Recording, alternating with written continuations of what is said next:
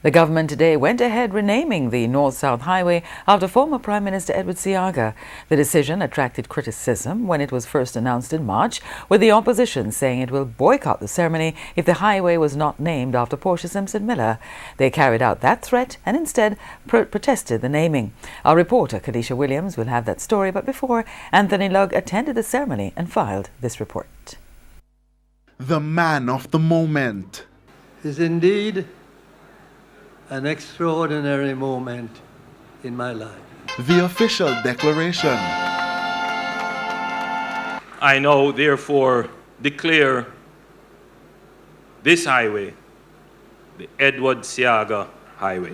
But before, Prime Minister Andrew Holness sought to justify why he chose to name the road after Edward Seaga. He has dedicated his life to being a conceptualizer and builder of many of Jamaica's institutions, the architect of many of our major infrastructure, the preserver of our heritage and traditions, the promoter of our culture, and the developer of our economy.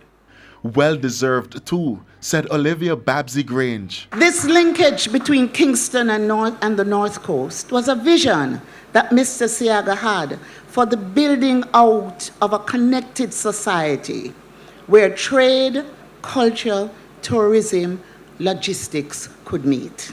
And when it came to the fact that they were so easily joined, I said, well, that highway should be named after me.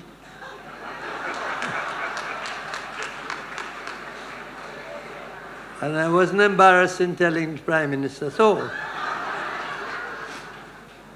And in his wisdom, he realized it and accepted. No one on the platform made mention of the recent controversy surrounding the renaming of the highway. In the audience, members of government, supporters and well-wishers, but the opposition was absent. The north-south leg of the Highway 2000 was completed by China Harbour Engineering Company Czech in 2015. The construction cost was in excess of $600 million.